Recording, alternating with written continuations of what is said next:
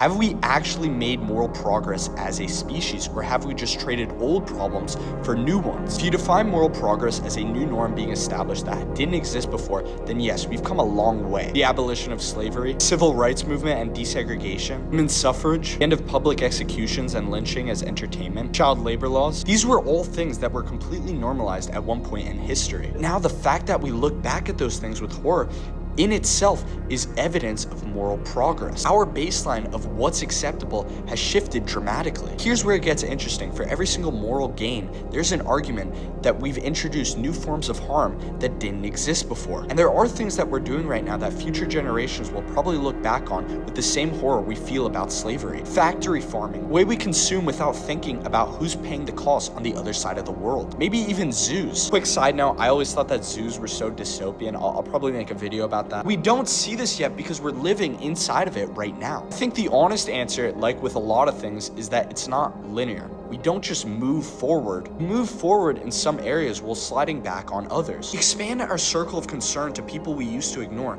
and at the same time, we create entirely new categories of harm that we're bind to. I don't think the question should be whether the world has gone better or not.